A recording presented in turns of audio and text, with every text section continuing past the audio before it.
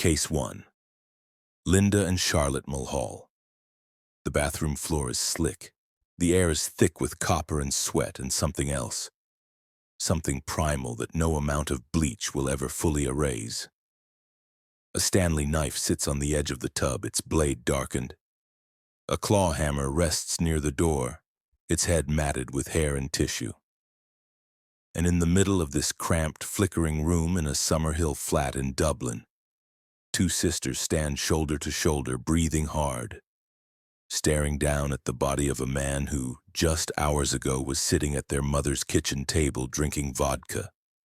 St. Patrick's Day weekend, 2005. The city outside is celebrating. Fireworks, pub crawls, green everything. But inside this apartment there is no celebration. There is only silence, and the weight of what comes next.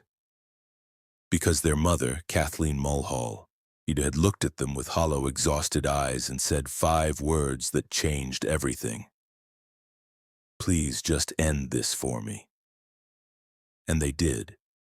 Before we go any further, drop a comment right now. Where are you watching from? What time is it there? I always like knowing who's riding along with me on these late-night deep dives.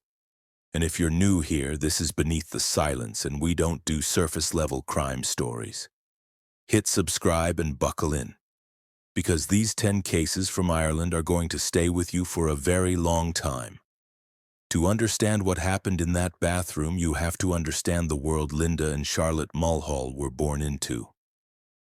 North Dublin, a household where violence wasn't an event. It was the weather. Their father was abusive. Their childhood was a revolving door of chaos, poverty, and emotional wreckage.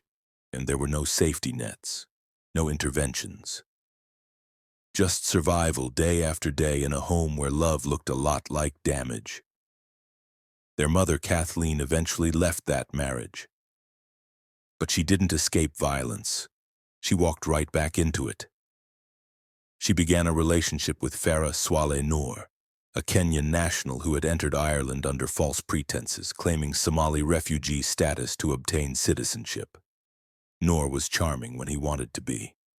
But behind closed doors, he was a violent alcoholic with a documented history of abusing women.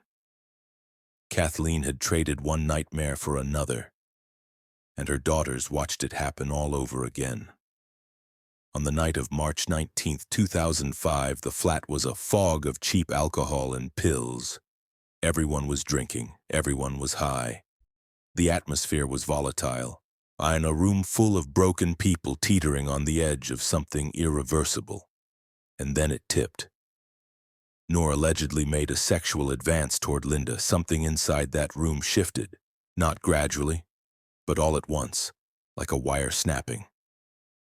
Kathleen looked at her daughters, and she said the words. Charlotte grabbed the Stanley knife. Linda reached for the claw hammer. What happened next was not a struggle, it was an eruption. Charlotte stabbed Noor in the throat. Linda brought the hammer down on his skull, and within minutes the man who had terrorized their mother was dead on the floor of a council flat while the rest of Dublin sang pub songs and waved tricolour flags. But killing him was only the beginning. What the sisters did next is what earned them the name that would follow them for the rest of their lives. And they spent hours in that bathroom, hours, dismembering Farah Swaleh Noor's body. They used knives, a hammer, and sheer adrenaline-fueled determination to reduce a human being to pieces small enough to carry. They packed his remains into plastic bags, heavy-duty refuse sacks, and anything else they could find. Then they walked out of the apartment and dumped the bags into the Royal Canal, scattering the parts across different stretches of the waterway like they were discarding leftovers. But the head is where this story crosses into something almost incomprehensible.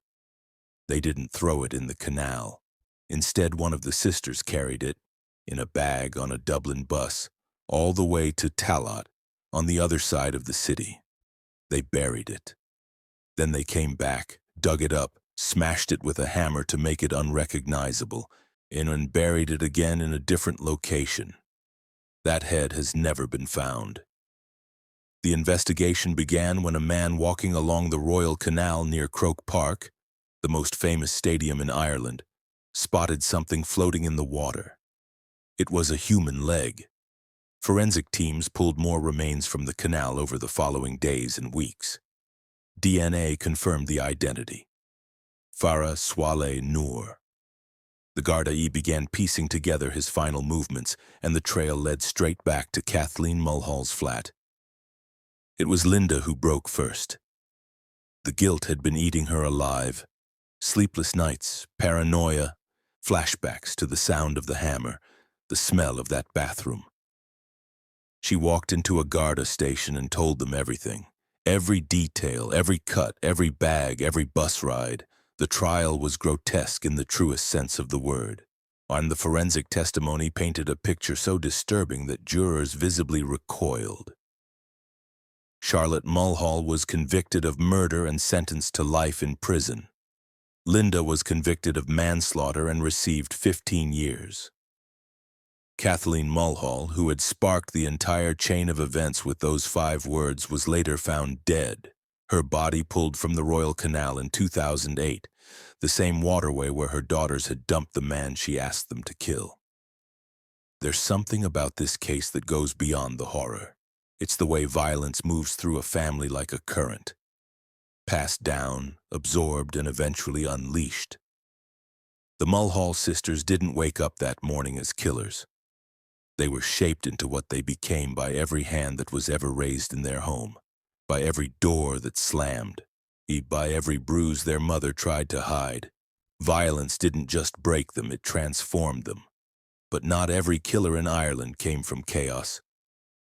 Some of them came from corner offices and country clubs. Case 2. Graham Dwyer, Foxrock, Dublin. If you know anything about Ireland, you know this name. It's old money, manicured lawns, private schools, and the kind of silence that only comes with wealth. The houses sit behind hedges so tall you can't see the front doors. The cars in the driveways cost more than most people's apartments.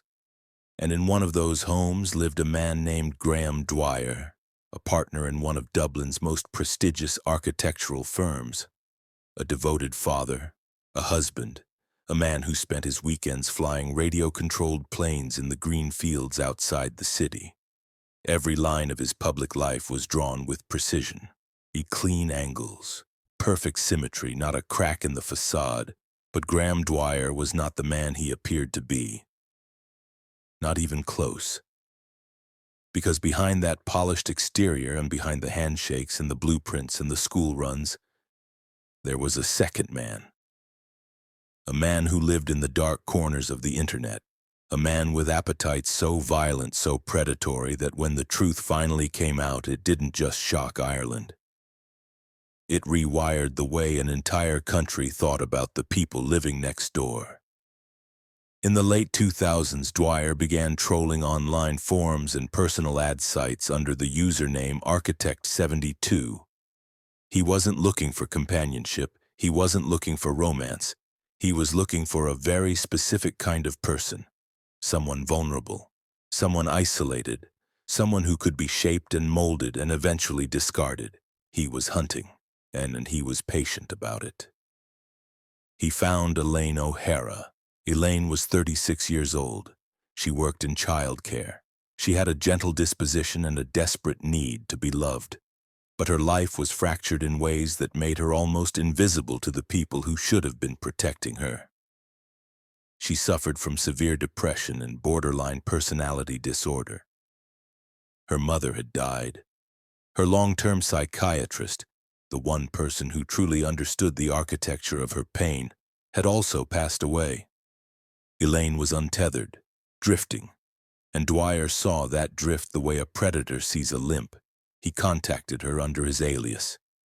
She responded as Help 36, and from that moment, Graham Dwyer began the slow, methodical process of dismantling whatever was left of Elaine O'Hara's sense of self. It didn't happen overnight. It happened over years, in text messages, emails, instructions, commands. He started with psychological domination, controlling when she could eat, when she could sleep, when she could speak. Then it escalated. He introduced knives, he introduced bloodletting. He told her he wanted to watch her bleed. He told her he needed to see her in pain to feel alive. And here's the part that should chill you to your core. Dwyer wasn't just grooming Elaine into submission, he was grooming her towards something final. The messages recovered later would reveal a clear trajectory.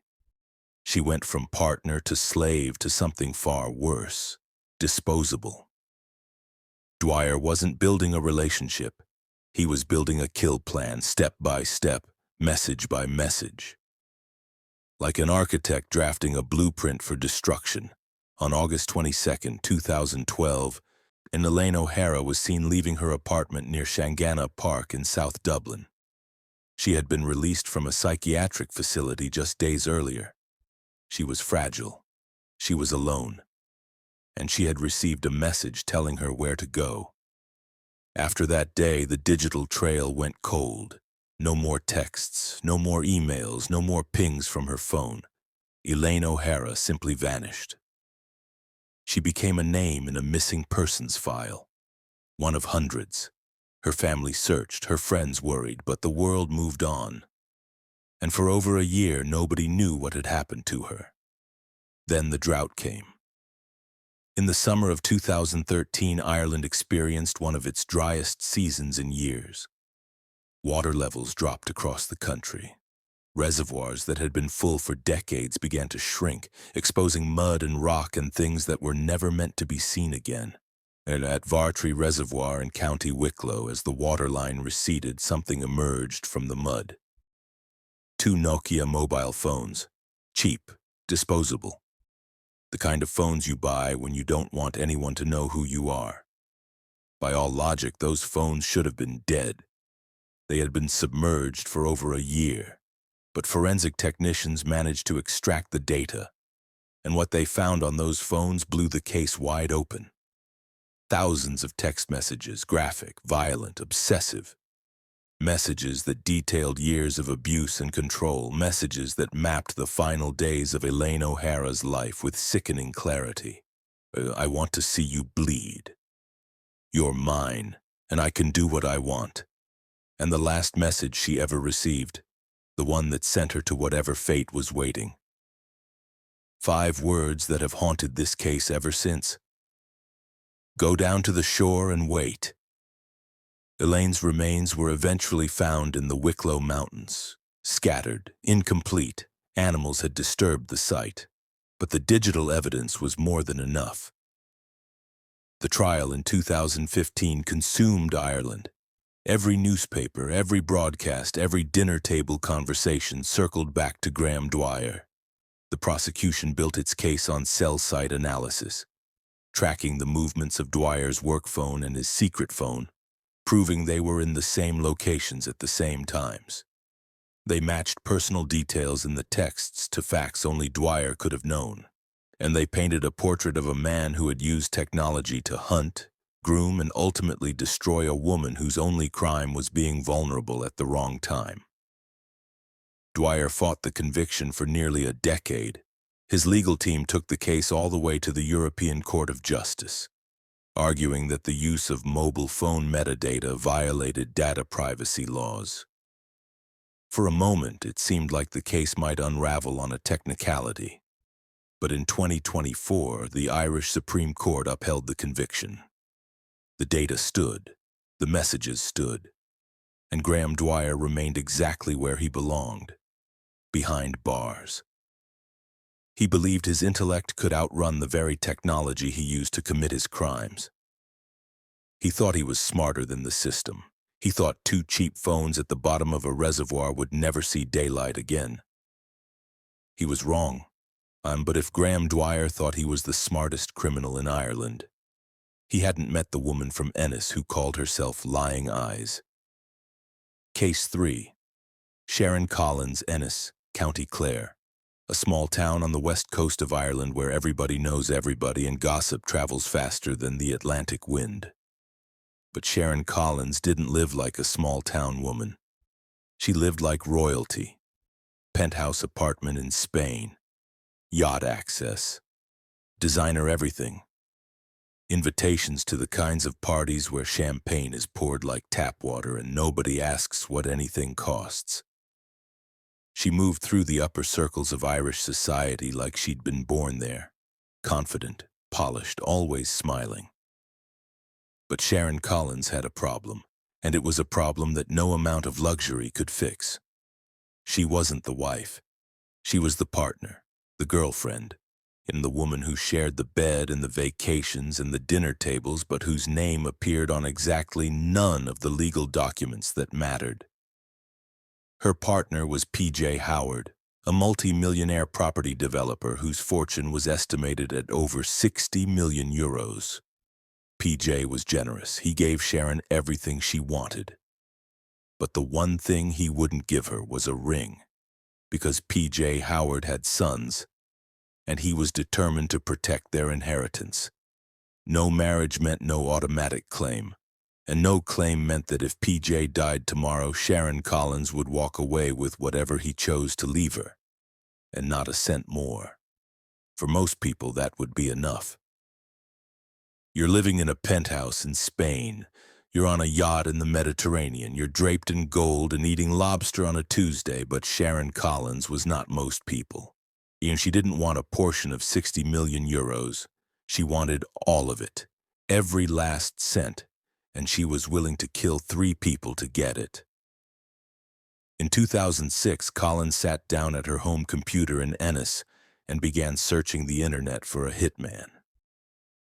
Think about that for a second, not in some back alley, not through some underworld connection. She typed it into a search engine the same way you'd look up a recipe or a flight deal, and she found exactly what she was looking for, a website called hitmanforhire.com. It sounds absurd, it sounds like something out of a bad movie. But it was real, and the man on the other end was very real too. His name was Eamonn, an Egyptian-born poker dealer living in Las Vegas who apparently moonlighted as a contract killer, or at least pretended to. And Collins created an email account under the alias Lying Eyes. If you're an Eagles fan, you already know where that name comes from. A song about a woman who marries for money while her heart is somewhere else. It was almost too on the nose, like she was daring someone to catch her. Her plan was methodical, Shakespearean even. She didn't just want P.J. dead, she wanted the inheritance pipeline cleared first. Step 1, kill Robert and Niall Howard, P.J.'s 2 sons. Step 2, kill P.J. himself, but stage it to look like a grief-stricken father who couldn't bear the loss of his children and took his own life. Step 3, inherit everything. She had already laid the groundwork. She'd obtained a fake marriage certificate. She'd applied for a passport under the name Sharon Howard.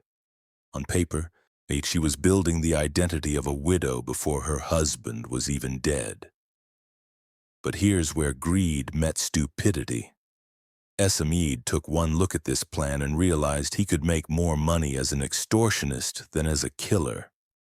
Instead of carrying out the hits, he contacted Robert Howard, one of the intended victims, and demanded 100,000 euros to cancel the contract on his life. Robert, understandably terrified, went straight to the Gardaí. The investigation moved fast. The Lying Eyes emails were traced directly back to Sharon Collins' home computer. The IP address, the timestamps, the browsing history. It was all there, sitting on the hard drive like a signed confession.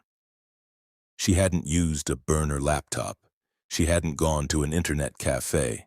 She had plotted a triple murder from her living room on her own machine, and apparently never considered that someone might check. The trial in 2008 was surreal. The courtroom heard the emails read aloud. Coldly transactional messages about how much it would cost to end 3 human lives. They heard testimony from Eamonn, who painted a picture of a woman completely detached from the moral weight of what she was asking for.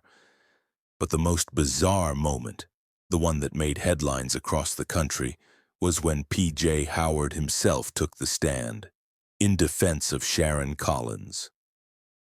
The man whose murder she had commissioned sat in a courtroom and spoke on her behalf. Whether it was love, denial, or something else entirely, P.J. Howard looked the jury in the eye and tried to save the woman who had tried to kill him and his sons. The jury didn't buy it. Not for a second. Sharon Collins was convicted of conspiracy to murder and sentenced to 6 years. 6 years for plotting to wipe out an entire family for money. Her case became a landmark in Irish law, one of the first major convictions for solicitation of murder conducted entirely through digital communication. It proved that you don't have to pull the trigger yourself. You don't even have to be in the same country. If you type the words, if you send the money, if you make the plan, you are just as guilty as the person holding the weapon. Greed, the oldest motive in the world, and somehow still the most dangerous. Sharon Collins wanted money she didn't have.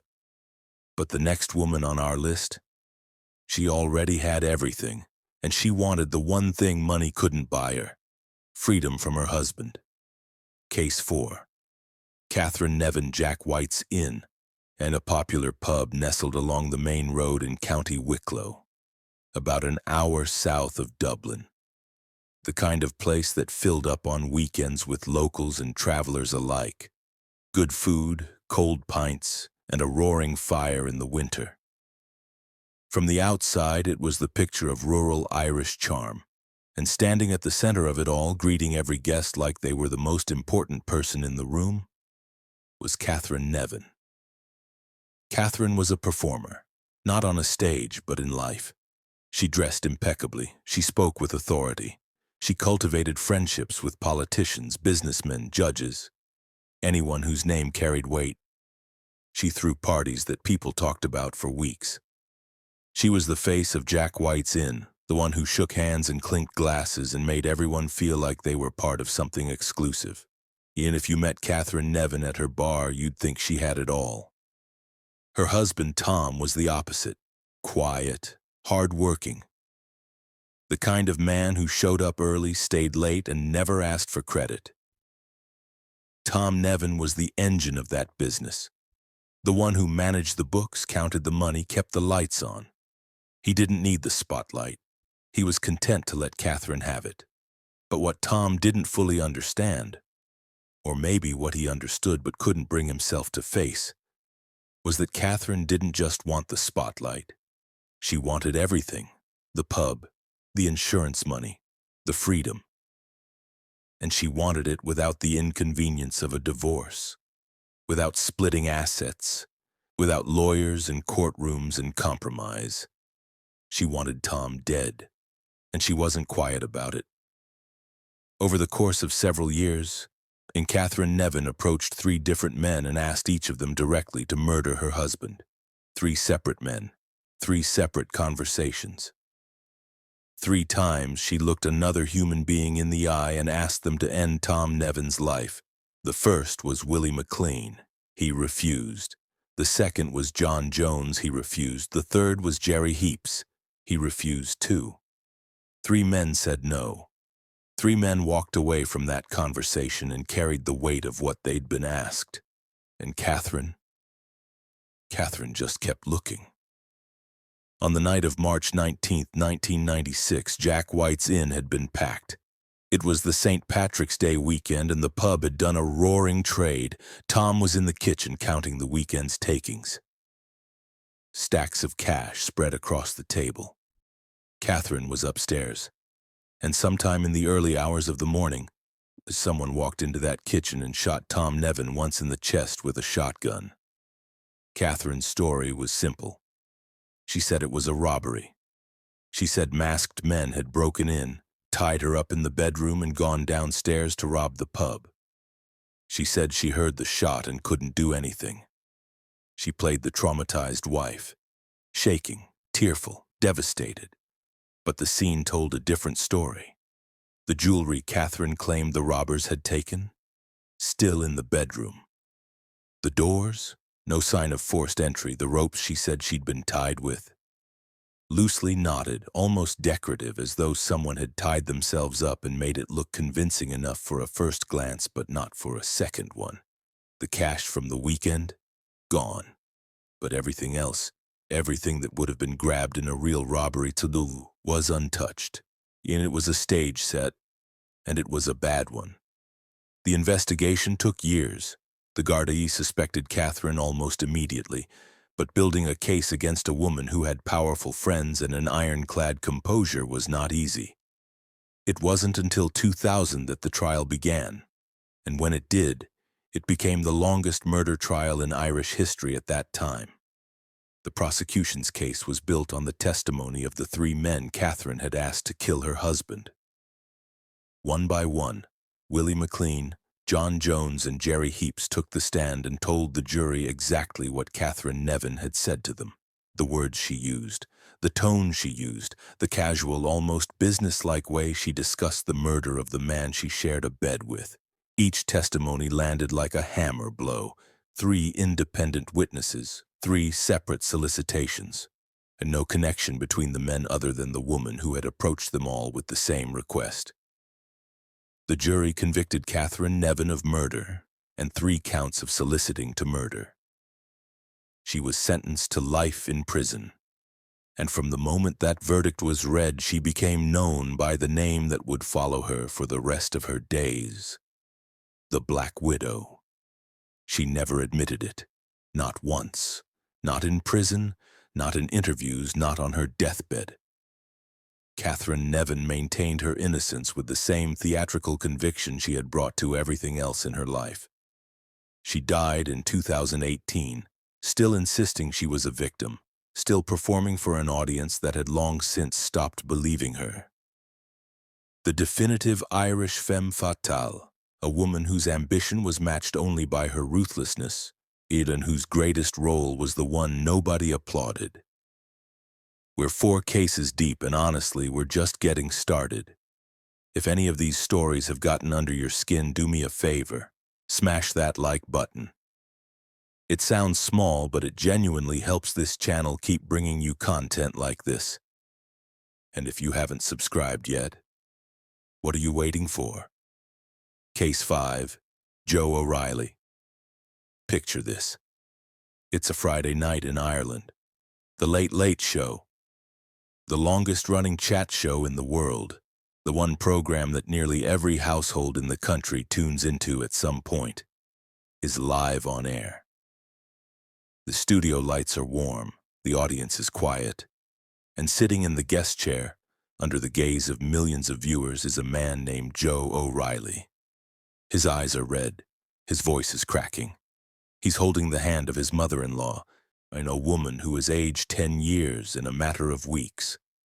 And he is begging, pleading with the people of Ireland to help him find the monster who murdered his wife, Rachel. He pauses. He wipes his eyes. He takes a breath and says he just wants justice. He says he can't sleep. He says his boys keep asking where their mammy is and he doesn't know what to tell them. The camera lingers on his face, the face of a broken man, a man drowning in grief, a man who would do anything to bring his wife's killer to justice. It was the performance of a lifetime. Oscar-worthy. Flawless in its delivery, devastating in its emotional precision. There was just one problem. Joe O'Reilly killed Rachel himself. The marriage had been dead long before Rachel was. Joe was an advertising executive, a man who understood branding, messaging, even how to sell a narrative. He was also a man who had grown to resent everything about his domestic life, the routine, the arguments, the feeling of being trapped in a house in Null, a quiet village in North Dublin with a wife and 2 young sons and a future that looked exactly like his present. He had started an affair with a colleague, a woman who represented the life he wanted. Exciting, unburdened, new. And the more time he spent with her, the more his marriage felt like a prison sentence. The emails he sent to his mistress told the real story. They were filled with contempt for Rachel. Bitter, venomous messages that described her as an obstacle. a problem that needed solving. He didn't write about divorce. He didn't write about separation or counseling or starting over. He wrote about a permanent solution. And that word, permanent, would later echo through a courtroom like a gunshot.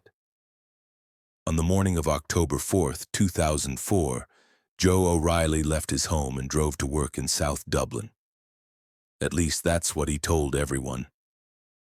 Rachel stayed home with the routine of her day, school drop-offs, housework, the ordinary rhythm of a Monday morning. Sometime that morning, someone entered the house and beat Rachel O'Reilly to death. The violence was extreme. She was struck multiple times with a blunt object. The scene was staged to look like a burglary. Drawers pulled out, items scattered, but nothing of real value was taken. It was a set piece, designed to point investigators away from the person who actually lived there. When the Gardaí arrived, Joe was already building his story. The grieving husband, the devastated father, and the man who couldn't understand why anyone would do this to his beautiful wife. He threw himself into the role with the same energy he brought to his advertising campaigns.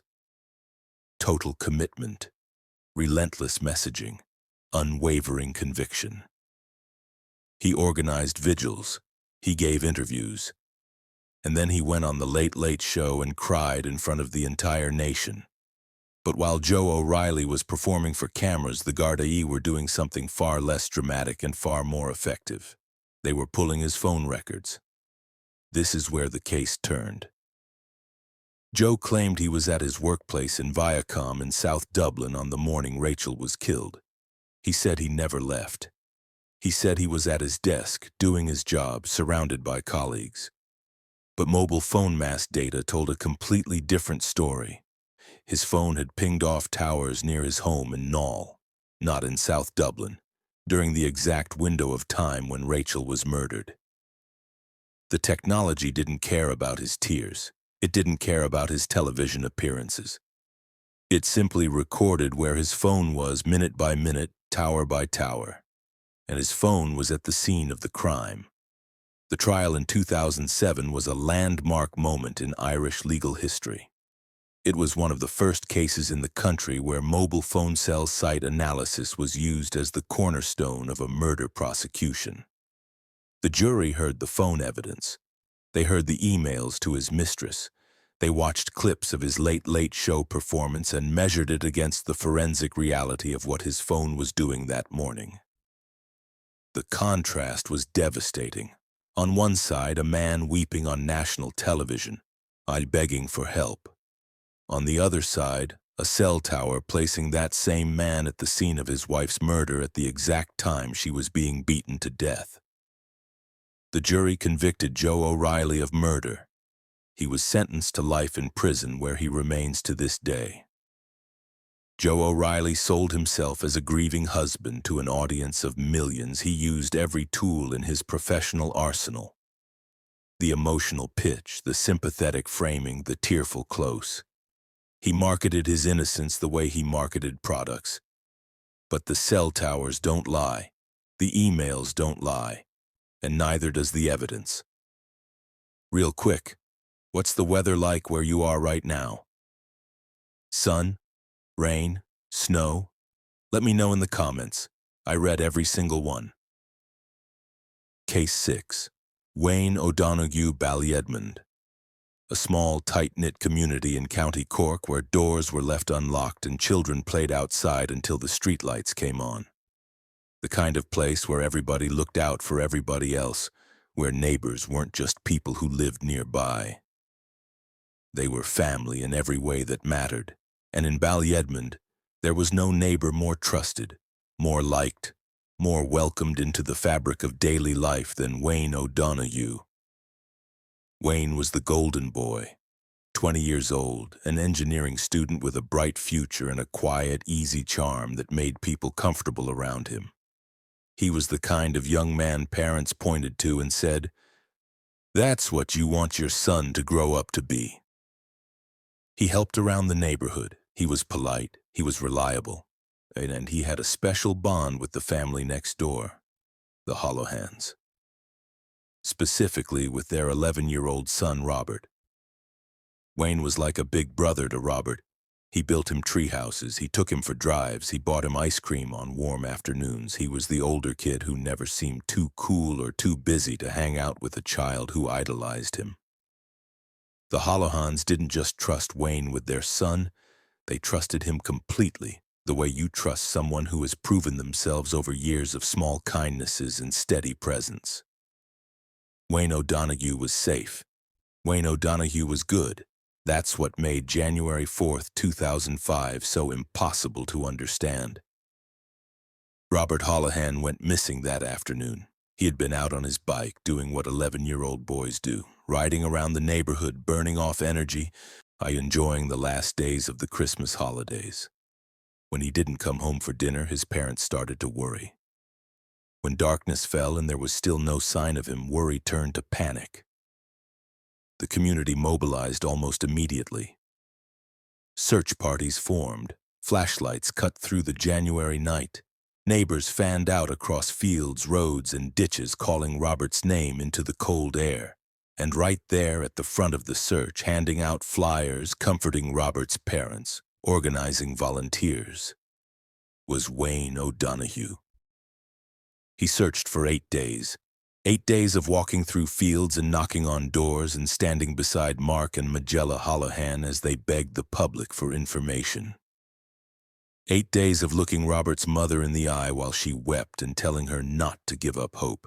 8 days of playing the role of the concerned neighbor, the loyal friend, the young man who cared so deeply about this missing boy. 8 days of knowing exactly where Robert was. On January 12th, Robert Holohan's body was found in a ditch near Inch Strand, wrapped in plastic bags and dumped like garbage. He had been strangled. The boy who loved tree houses and ice cream and riding his bike through Ballyedmond had been dead since the afternoon he disappeared. And the man who killed him had been standing beside his parents the entire time. Wayne O'Donoghue was arrested and eventually confessed, but his version of events was a masterpiece of minimization. He called it a moment of madness. He said Robert had come to his house that afternoon and thrown stones at his car. He said he grabbed the boy by the throat, not to kill him, just to scare him, just to make him stop. He said he didn't realize he'd squeezed too hard until it was too late. He said it was an accident, a terrible, tragic accident that spiraled out of control. But accidents don't end with plastic bags in a ditch near the coast. Accidents don't involve wrapping a child's body and driving it miles away in the middle of the night. Accidents don't lead to 8 days of calculated deception. 8 days of walking beside grieving parents and saying nothing. Whatever happened in that moment between Wayne O'Donoghue and Robert Holohan, the aftermath was not the behavior of a man consumed by panic. It was the behavior of a man consumed by self-preservation. The trial divided Ireland. The prosecution pushed for murder. The defense argued manslaughter, a momentary loss of control, not premeditated violence. The jury sided with the defense. Wayne O'Donoghue was convicted of manslaughter and sentenced to 4 years in prison. He served 3 years, for the life of an 11-year-old boy. The public reaction was volcanic. Magella Holohan, Robert's mother, delivered a victim impact statement that tore through the courtroom and the country. She spoke about the hole in her family that would never be filled. She spoke about the betrayal not just of her son but of her trust, her home, her sense of safety. She spoke about the image that would haunt her for the rest of her life. Wayne O'Donoghue standing beside her during the search, holding her hand, telling her everything would be okay while her son's body lay wrapped in plastic in a ditch 20 miles away. 4 years. Served 3. For some people, and that math will never add up. For the Holohan family, it never will. I know these stories are heavy. And honestly, that's why I think they matter. Because the people in them deserve to be remembered, not forgotten. If you agree, share this video with someone. You never know whose story might resonate with someone who needs to hear it. Ireland lost something after that case, a kind of innocence about who you could trust with your children. The belief that the young man next door, the one who builds tree houses and buys ice cream, is exactly who he appears to be.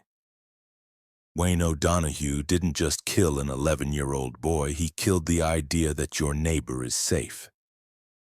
Case 7. Patrick Quirke, Tipperary. Rolling green farmland that stretches to the horizon in every direction.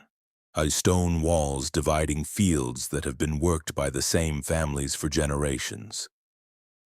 The kind of place where life moves with the seasons, calving in spring, silage in summer, harvesting in autumn, and long, dark winters where the only sound is the wind coming off the Galtee Mountains. It's quiet country, honest country. The kind of place where people assume they know everything about their neighbors. But they didn't know Patrick Quirke, not really. Quirke was a successful dairy farmer, respected, established, a man with land, livestock, and a reputation built over decades of hard work.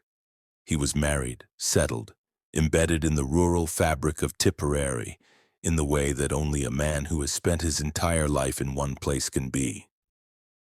But beneath that settled exterior, Patrick Quirke was a man governed by something far more volatile than routine. He was governed by obsession. For years, Quirke had been having an affair with Mary Lowry, a widow who lived on a neighboring farm. Mary had lost her husband, and in her grief she had turned to Quirke for comfort. The affair was intense, consuming, and entirely on Quirke's terms. He saw Mary as his. Not in the way a partner sees someone, in the way a man sees property. She was part of his landscape, an extension of the fields he farmed and the walls he maintained. And for a time, Mary accepted that arrangement. Then she ended it. Mary Lowry decided she wanted something different, something healthier, something that didn't come with the suffocating weight of Patrick Quirke's need for control. And she found it in a man named Bobby Ryan, a part-time DJ known across Tipperary by his stage name, Mr. Moonlight. Bobby was warm, sociable, the kind of man who lit up a room the moment he walked in. He played music at local dances and functions, and when he smiled, people smiled back. He was everything Quirke was not: open, easygoing, free. Quirke watched, and he seethed. The sight of Bobby Ryan's van parked outside Mary Lowry's farmhouse was a splinter that burrowed deeper every day. Quirke couldn't let go. He couldn't accept that Mary had moved on, that she had chosen someone else, that the woman he considered his was now laughing and dancing with a man who called himself Mr. Moonlight. The jealousy didn't burn fast and hot the way it does in some men. In Quirke, it simmered. Low and constant, like a heat you don't notice until it's already set the whole house on fire. In June 2011, Bobby Ryan disappeared. He left Mary Lowry's house one morning, got into his van, and was never seen again. His family reported him missing. The Gardaí investigated, searches were conducted, appeals were made, but Bobby Ryan had vanished completely. No body, no vehicle, no trace. For 22 months, his family lived in a state of agonizing limbo, not knowing, not grieving, just waiting, suspended between hope and dread, unable to bury their father because there was nothing to bury. During those 22 months, Patrick Quirke continued to farm Mary Lowry's land. He had a leasing arrangement that gave him access to her property. Access he exploited far beyond agriculture. Quirke installed hidden cameras on Mary's farm. He monitored her movements. He watched who came and went. Even after their affair was over, even after she had told him it was finished, he maintained a surveillance operation that spoke not of a man who had moved on, but of a man who had never let go. Control from a distance, ownership without consent. Then in April 2013, something changed. Mary Lowry began making plans to sell parts of the farm. The property would need to be inspected. Structures would need to be examined, including an underground concrete runoff tank that sat beneath one of the fields, a tank that nobody had opened in years. Patrick Quirke got there first. He contacted the Gardaí and told them he had made a discovery. While checking water levels in the runoff tank on Mary's property, he said he had found human remains. The body in the tank was Bobby Ryan, undecomposed, submerged, hidden in a concrete tomb beneath the green fields of Tipperary for nearly 2 years. Quirke played the shock discoverer, but the Gardaí weren't buying it. Why that tank? Why now? Why would a man checking water levels open a sealed underground structure that hadn't been accessed in years? Unless he already knew what was inside? The timing was too perfect. Mary was about to sell the land. The tank would have been opened eventually, and when it was, whoever had put Bobby Ryan in there would have been exposed. Quirke didn't discover the body out of diligence. He discovered it out of desperation, a preemptive move to control the narrative before the narrative controlled him. The digital trail sealed it. But investigators found that Quirke had searched the internet for human decomposition and how to get away with murder. He had researched how long it takes a body to break down in water. He had Googled the very science of what he had done, and apparently never considered that those searches would survive long after he cleared his browser history. The trial in 2019 became the longest murder trial in the history of the Irish state. Months of testimony, mountains of evidence, and at the end of it the jury convicted Patrick Quirke of murder. The quiet fields of Ireland. They look peaceful, picturesque even, the kind of landscape you'd see on a postcard or a tourism ad. But underneath them sometimes there are tanks, and in those tanks sometimes there are secrets that take years to surface. Case 8. Eamonn Lillis Howth, in a fishing village perched on a rocky peninsula on the northern edge of Dublin Bay. It's one of the most beautiful places in Ireland, dramatic cliffs, winding coastal paths, and houses that cling to the hillside like they're holding on for dear life. The views stretch across the Irish Sea toward Wales on a clear day, and the air always carries the salt and spray of the Atlantic. It's the kind of place where people with money go to live quietly, surrounded by beauty, away from the noise of the city below. On one of those hillside roads sat a home that looked like it belonged in a magazine. Elegant, expansive, glass and stone with a garden that sloped down toward the sea. Inside that home lived a couple that Dublin's media circles considered a perfect match. Celine Cawley and a woman whose life read like a screenplay, and she had appeared as a Bond girl. She had built a successful advertising and production company from the ground up. She was sharp, glamorous, and fiercely independent.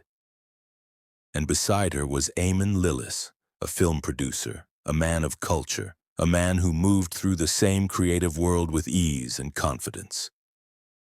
Together they were Dublin's power couple. Magazine profiles, industry events, a daughter they adored, a home that overlooked the sea. But behind those glass walls, the marriage was fracturing. Eamonn Lillis had begun an affair with a younger woman. It wasn't a reckless, impulsive fling. It was sustained, deliberate, and increasingly central to his life. The more time he spent outside the marriage, the wider the crack between him and Celine grew. They argued, the warmth drained out of the house, the dinner parties stopped, and the couple who had once moved through Dublin like a single unit were now two people living parallel lives under the same expensive roof. Celine knew about the affair, and Celine was not a woman who suffered betrayal in silence. On the morning of December 15, 2008, Eamonn Lillis dialed 999. His voice was shaking. He told the operator that an intruder had attacked him and his wife in their garden. He said a masked man had appeared out of nowhere, assaulted them both, and fled. When paramedics arrived, they found Sharon Collins lying on the ground in the back garden. Her skull had been crushed by a brick, a heavy, rough-edged paving brick that lay nearby, stained with blood and hair. She was dead. Eamonn was standing near the house. He had scratches across his face. Deep, angry marks that ran down his cheeks and neck, and he said they were from the struggle with the intruder. He said he had tried to fight the man off. He said it all happened so fast. The gardaí listened, and then they looked at the garden. It had been a cold night, the kind of December morning where frost settles on everything. The grass, the walls, the paving stones, the soil, a perfect undisturbed white canvas. And on that canvas there should have been footprints. If a masked intruder had entered the garden, attacked two people, and fled, there would have been tracks. Entry prints, exit prints, scuff marks from a struggle, disrupted frost patterns near the walls or fences, but there was nothing. The only footprints in that frost belonged to two people, Eamonn Lillis and Sharon Collins. No one else had been in that garden. The scratches on Eamonn's face told the rest of the story, and they weren't the marks of a man fighting off an attacker. They were fingernail scratches, the kind left by a woman clawing at the face of someone on top of her, someone she was desperately trying to push away. Sharon Collins had fought for her life that morning, and the marks of that fight were carved into her husband's skin. Under interrogation, Eamonn's story collapsed. He admitted there was no intruder. There had never been a masked man, but he still wouldn't say he had murdered her.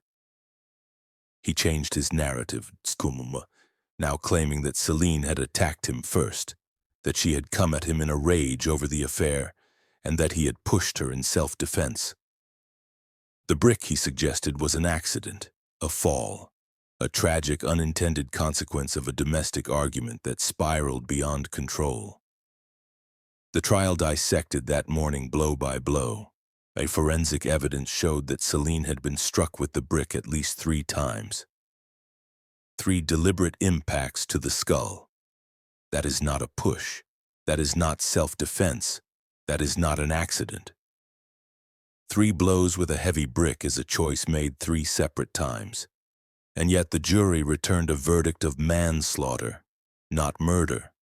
The decision ignited a fierce public debate about how Ireland treats domestic violence, about the concept of crimes of passion, and about whether a man who beats his wife to death with a brick in their own garden deserves to have his crime softened by a lesser charge. Eamonn Lillis was sentenced to 6 years and 11 months. He served approximately 5. When he got out, he left Ireland quietly, no interviews, no public statements.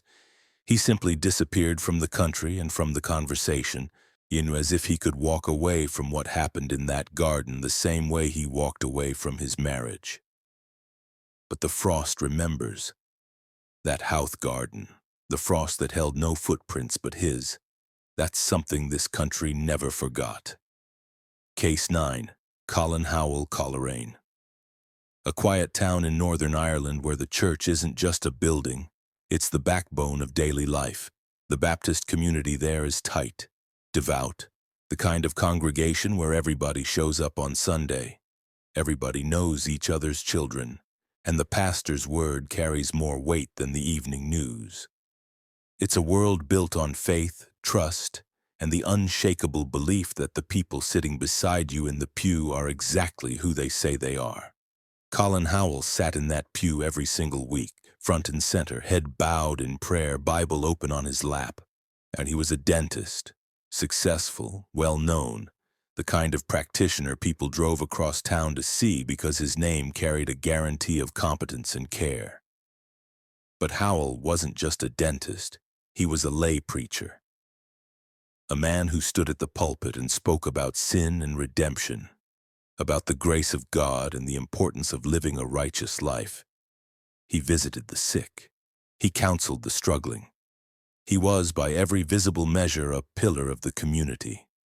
a man who had endured personal tragedy and emerged with his faith not only intact, but strengthened.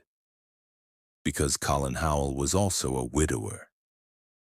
In 1991, his wife Leslie had been found dead alongside a local policeman named Trevor Buchanan.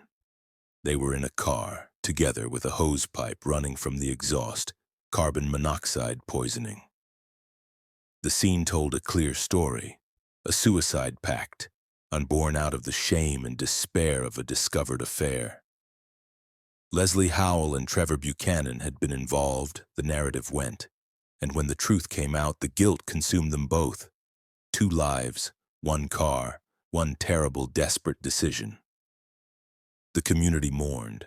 They held services, they wrapped their arms around the surviving spouses, Colin Howell and Hazel Buchanan, Trevor's wife. They prayed for healing. They offered casseroles and condolences and the steady, quiet support that small-town congregations do better than anyone. And Colin Howell accepted every bit of it. He wept at the funeral. He raised his children. He threw himself into his work and his faith. He was the man who overcame tragedy, the man God carried through the fire.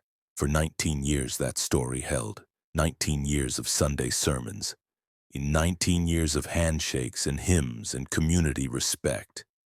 19 years of patients sitting in his dental chair, trusting him with their open mouths while he smiled down at them with steady hands. 19 years of neighbors saying, "Isn't Colin remarkable?" after everything he went through. The mask never slipped, not once. Not a tremor in his voice during a sermon, not a flicker of guilt across his face at a church dinner.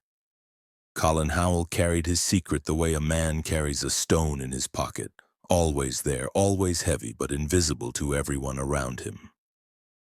Then, in 2009, the weight became too much. It didn't happen all at once. It happened in layers. His son died in a diving accident, a loss so devastating it cracked something deep inside him. His finances, once robust, began to crumble. Investments failed. Debts mounted, and the comfortable life he had built started to cave in around him. And somewhere in that collapse, something else surfaced, a guilt so old and so deep that no amount of prayer or preaching could keep it buried any longer. Colin Howell walked into a police station and confessed. The truth was monstrous. There had been no suicide pact. There had been no mutual decision between Leslie and Trevor.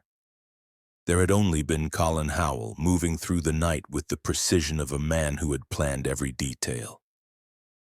He had waited until Leslie was asleep. Then he ran a hose from the exhaust of his car, fed the carbon monoxide into the room, and watched his wife die. He didn't panic. He didn't hesitate. When it was done, he loaded her body into the car and drove across town to Trevor Buchanan's house. Hazel was waiting. She knew. She had been part of it from the beginning. Together, they gassed Trevor in the same way. Carbon monoxide pumped into the room while he slept. Then they staged the scene. 2 bodies in a car, a hose from the exhaust, a suicide pact between 2 lovers who couldn't live with their shame.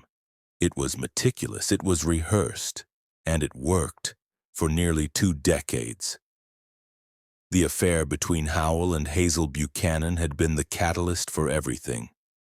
They wanted their spouses gone, not divorced, not separated, gone. And they wanted it done in a way that would generate sympathy rather than suspicion. A suicide pact was perfect. The community would mourn, not investigate. The surviving spouses would be embraced, not questioned. And that is exactly what happened. Howell was sentenced to 21 years for double murder. Hazel Buchanan received 18. The Baptist community in Coleraine was left reeling, not just from the murders, but from the realization that the man they had trusted most, the man who had preached to them about morality and righteousness and the judgment of God, had been standing in front of them with blood on his hands for 19 years. For 19 years, Colin Howell stood in a pulpit and preached about sin. And every single Sunday the congregation looked at a murderer and saw a saint. But there is one more name, one more case, and it's the one that Ireland still can't close, the one that still keeps people up at night. Because unlike every other story on this list, this one doesn't have an ending. Case 10. Larry Murphy, February 2000. The Wicklow Mountains. It's after dark, either when the temperature has dropped to the kind of cold that settles into your bones and doesn't leave. The landscape is empty. Miles of bog and heather and rock. No houses, no streetlights, nothing but the wind and the black outline of the mountains against the sky. This is one of the most isolated stretches of land in Ireland. You could scream out here and no one would hear you. Except tonight, someone did. Two hunters were making their way across the hillside when they heard it. A woman's voice, raw and desperate, cutting through the darkness like a blade. They stopped. They listened. And then they moved toward the sound. What they found when they got there is the kind of scene that doesn't leave you. Not in a week, not in a year, not ever. A man was standing over a woman in a clearing. She was bound with cable ties, wrists locked together, ankles restrained. Her clothes were torn. She was bleeding. She was fighting with everything she had left, thrashing and screaming into the void of the Wicklow night. And nearby, barely visible in the darkness, the ground had been disturbed, a shallow depression in the earth. Not a grave, not yet, but the beginning of one. The soil had been loosened, the dimensions were roughly human. This man had come prepared. He had brought the ties, he had chosen the location, he had started digging. And if two hunters hadn't been walking that hillside at that exact moment on that exact night, no one would have ever known what happened in those mountains. The man was Larry Murphy, a carpenter from Baltinglass, County Wicklow. Married, father of two. A man who, by all outward appearances, lived an ordinary life in a small Irish town. He went to work. He came home. He raised his children. He drank in the local pub. There was nothing about Larry Murphy that would make you cross the street if you saw him coming. Nothing that would set off alarms. Nothing that would make you think twice. He was arrested at the scene, caught in the act. There was no ambiguity, no room for alternative explanations. He had kidnapped a young woman in Carlow, forced her into his car, driven her into the mountains, and subjected her to a brutal sexual assault. He had restrained her with cable ties he had brought from home. He had begun preparing a place to put her when he was finished. The only reason she survived was the random, miraculous presence of two men who happened to be in the right place at the right time. Murphy was charged with kidnapping and rape. He was convicted and sentenced to 15 years in prison. And under normal circumstances, that would be where this story ends. A violent predator caught, convicted, and locked away. Case closed. But this case never closed. Because what haunted Ireland wasn't what Larry Murphy was convicted of. It was what he wasn't convicted of. Throughout the 1990s, a series of young women vanished from the eastern counties of Ireland. Annie McCarrick, an American student living in Dublin, disappeared in 1993 after being seen near Enniskerry, in the Wicklow Mountains. Jojo Dullard, a young woman from Callan, County Kilkenny, vanished in 1995 after hitching a ride home from Dublin. Fiona Pender, pregnant and 25 years old, disappeared from Tullamore in 1996. Ciara Breen, 17, it vanished from Dundalk in 1997. Fiona Sinnott, 19, disappeared from County Wexford in 1998. Deirdre Jacob, a student teacher, was last seen walking toward her home in Newbridge, County Kildare in 1998, just yards from her own front door. None of them were ever found. No bodies, no crime scenes, no closure. The cases became known as the Vanishing Triangle, a geographic cluster of disappearances that shared disturbing similarities. Young women, alone. Last seen in or near the Leinster region, taken without a trace, as if the landscape itself had swallowed them whole. And at the center of that triangle, living and working and moving freely through those same roads and mountains, was Larry Murphy. He was never charged in connection with any of the disappearances. There was never enough physical evidence to link him directly, but the geographic overlap was chilling. The timeline was chilling. The fact that a man capable of what he did that night in the Wicklow Mountains, the cable ties, the shallow grave, the calculation, had been operating in the exact region where women were vanishing for years before he was caught. That's the kind of coincidence that keeps investigators awake at 3 in the morning. In 2010, Larry Murphy was released from prison. He had served 10 years. The remainder of his sentence reduced through standard remission. The announcement triggered something close to national panic. Communities organized protests. Vigilante groups formed. People demanded to know where he was going to live, what restrictions would be placed on him, whether anyone would be watching. Murphy refused to engage with psychiatric services, and he refused to discuss any other crimes. He refused to answer any questions about the missing women. He walked out of prison and into silence, a silence so complete, so deliberate, so impenetrable that it became its own kind of confession. Not in the legal sense, but in the sense that everyone who followed this case, everyone who remembered those missing women, felt it in their gut. He knows something, and he will never say what. Larry Murphy is a free man. The women of the Vanishing Triangle are still missing. Their families are still waiting, not for justice, because justice feels like a word from another world at this point, but for an answer, a location, a place to lay flowers. Something, anything, to replace the silence that has defined their lives for decades. This isn't a case, it's an open wound, and it may never heal. That's 10 cases, 10 stories, and honestly, they barely scratch the surface of what this island has been through. If you want me to go deeper, into the Vanishing Triangle, into the cases that never made the headlines, let me know in the comments. Subscribe, hit that bell, and I'll see you in the next one. This has been Beneath the Silence. Stay safe out there.